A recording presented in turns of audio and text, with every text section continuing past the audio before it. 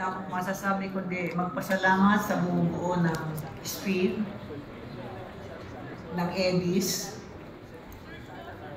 at ibinabahagi ko rin po sa lahat ng mga veteranong kagaya ko na hindi sa giyera kundi sa teleserye, sa pelikula. Ibinabahagi ko rin sa kanang lahat ang napakagandang karangalan na ito na pinagkaloob niyo po sa akin. Maraming pong salamat. Pahabol din ito sa birthday ko dahil nag-birthday ako noong June 28. Kaya 78 ako nung araw na yun. At salamat sa mga kapwa ko veterano noon at ngayon. Nabanggit ko yung noon at ngayon. Siyempre, wala yung ngayon kung wala yung noon. Diba? Para sa inyo, nakapwa ko veterano, maraming salamat. At sa inyo po, sana huwag nyo naman kami pabayaan. Huwag nyo kami kalimutan. Salamat po at magandang gabi.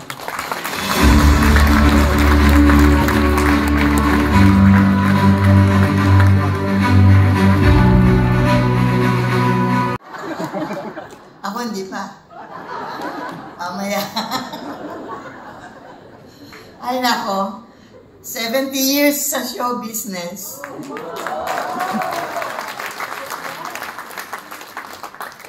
I'm 78 years old.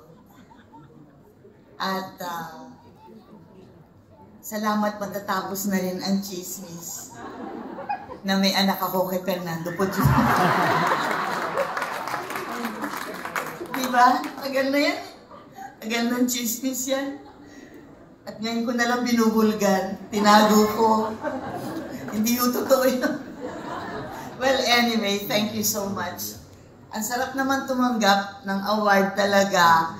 At masasabi ko, praise the Lord. Sapagkat kung ano man po ang ating nararating sa ating buhay, ay lahat ito ay regalo ng ating Panginoon. Lahat ito ay, sabihin natin, we are blessed.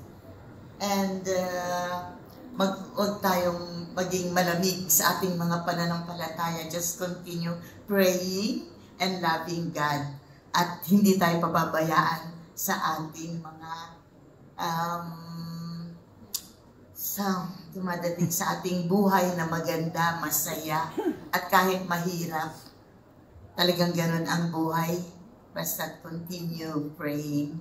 Salamat po sa inyong lahat.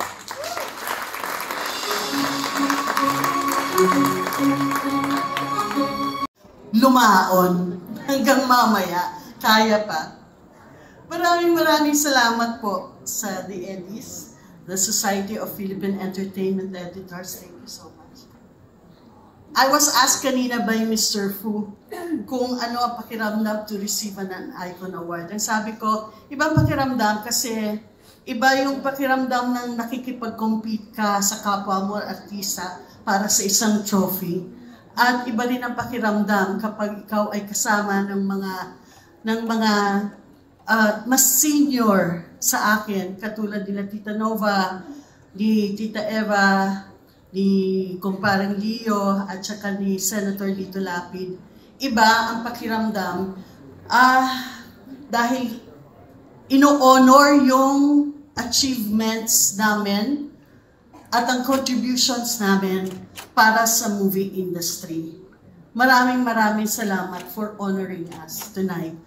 At itong award na ito, itong trophy na ito, ay inaalay ko hindi lamang sa aking mga anak na si Ryan, si Jeffrey, at saka si AJ, at ang kanilang mga asawa, si Kathy, si Rosetti, at si Jelly, kundi ito ay para sa aking 8 apo.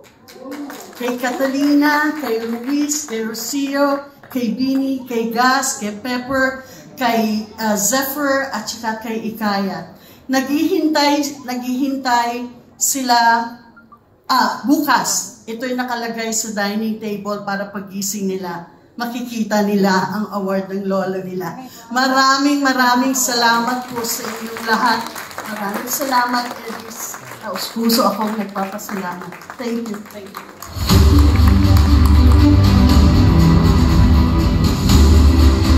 Congratulations, Direct Gina Alhar. Joining me. Good evening po.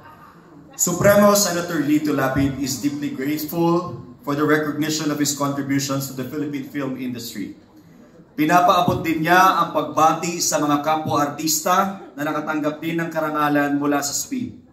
Sa mahabang panahon, mahal ni Supremo ang industriyang ito. Nagsimula siya sa pagiging extra at stuntman hanggang sa pagbibigay buhay sa mga karakter, sa pelikula at telebisyon gaya ng kasalukuyan, Supremo sa FPJ's Batang Quiapo kasama si Direk Coco Martin.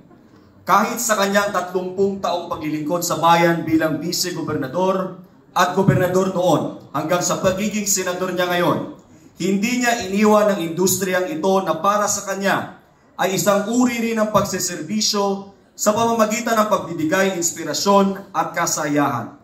This recognition is a great honor for Senator Lapid, and it only proves that his dedication and love for the arts and country are truly invaluable.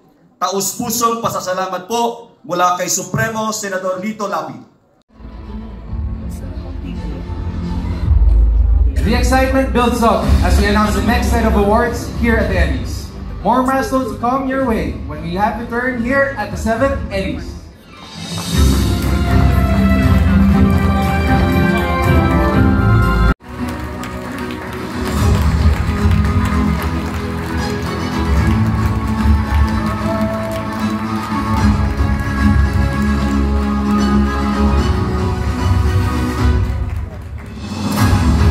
Congratulations once again to all our Icon awardees. Sobrang inspired po talaga kami sa inyong success and we are so grateful for your immeasurable legacy. Maraming salamat po sa inyong contribution sa pelikulang Pilipino. Talagang hinahangaan po namin kayo at congratulations. Congratulations once again. Now the excitement builds up as we announce the next set of awards here at the Emmys. More milestones come your way when we return here at the 7th Emmys. Yan mo na from B-Talks. Ito naman, video to Jumiki ka. Oo, narinig yung chika ka sa video.